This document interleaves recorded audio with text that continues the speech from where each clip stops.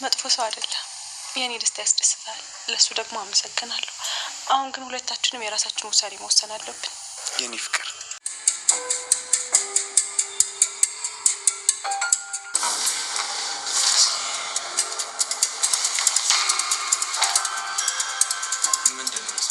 ከዚህ ሰዓት ጀምሮ በቁጥጥር ስር ውለሃል። ምን ሚዜ ይላል። ሁለተኛ ደግሞ ሮኛለች። ሶስተኛ ሄደ። አራተኛ እሺ ካለሽ ቅምጥል። ቆይ ግን ትልቅ ድግስ ነው እንደሚደገሰው እናስ በስንት ልመናና ደጅ መጥናት በኋላ ያገኘኋትን ንግስቴንማ እንዲህ በቀላሉ አልደግስም። እንደ ንግስቶች ደግሼ ነው ማገባሽ። አቤት የዛን ቀን ግን። ቆይ ግን አንተ ሚዜዎች እና ማን ናቸው? የኔ ሚዜዎች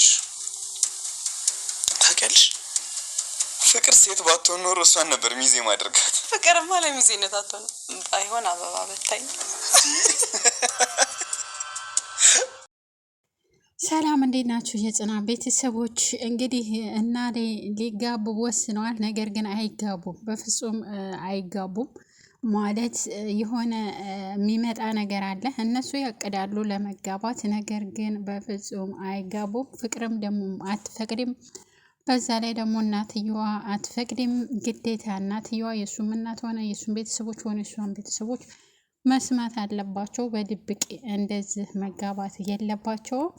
የሆነ ድግስ ደግሰው እንኳን እንጋባ ቢሉ በፍጹም አይጋቡም ማለት ነው። ግን ለአሁኑ ያው ደስተኛ ሆነዋል። እናም ደግሞ የፍቅር እናት ደስተኛ ሆናለች፣ እነሱ እቅዳቸውን በማውጣት ማለት ነው። ሊሊ እንግዲህ በጣም ደስተኛ ሆናለች። ከበሽታዋም ደግሞ እየዳነች ነው። በጣም ደስ ይላል። እንደ በፊቱ አይደለችም።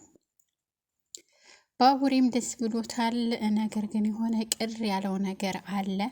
እነ ቤዛ እንግዲህ ጠምጥመው ዙሪያውን ጠማጠመው ያው በተደረገው ነገር እንግዲህ ዶክተሩ ወደ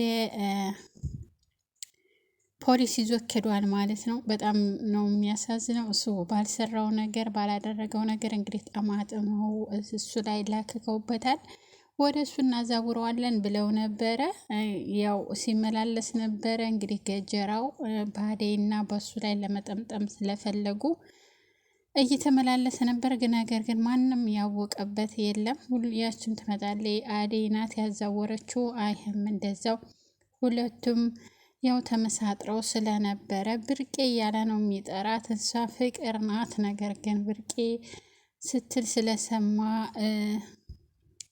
ሊሊ ያው በፍቅር ሳይሆን በብርቄ ነበረ። ዶክተሩ ያው ሆዱን እያመመውም ቢሆን የተወሰነ ምክር ሰጥቷቸዋል። ማለቴ ላዴና ለዴቭ ማለት ነው። እንዲለያዩም ይፈልጋል። እሱ እንዲያጣትም አይፈልግም። ነገር ግን ደግሞ እሷ እንዲከፋትም አይፈልግም። ሁለቱንም ያው እሷ በጣም የምትወደው በጣም ሳይሆን የሆነ የምትወደው ዴቭን ነው።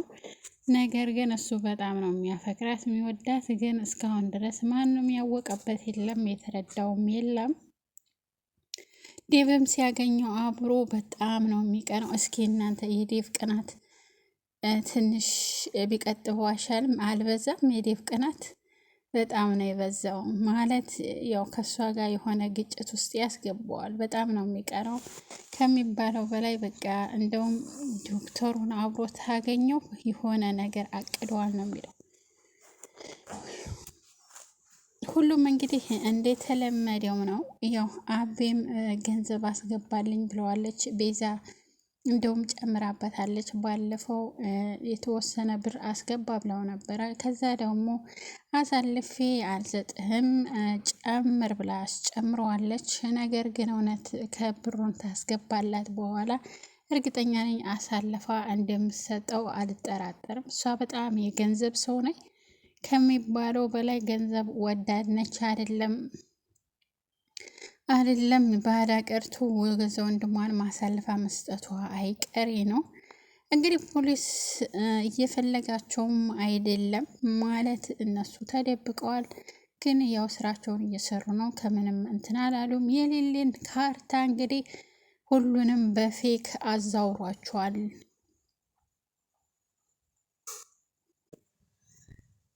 አሹ ይዟት ወጥቶ ነበር። እንግዲህ በል እንንገራት ተባብለው ከአቤ ጋር ሊናገሩ ነበረ። ነገር ግን እሱ አልናገርም፣ በፍጹም ትጠላኛለች፣ እንደውም ተነገርኳት በማለት እንግዲህ እምቢ ብሎታል። እንንገራትና ይለየው ይለይ እባክህን ብሎት ነበረ። ነገር ግን አልሆነም፣ አልተናገረም። እንግዲህ ዶክተሩ የሆነ ትንሽዬ ምክር ሰጥቶታል።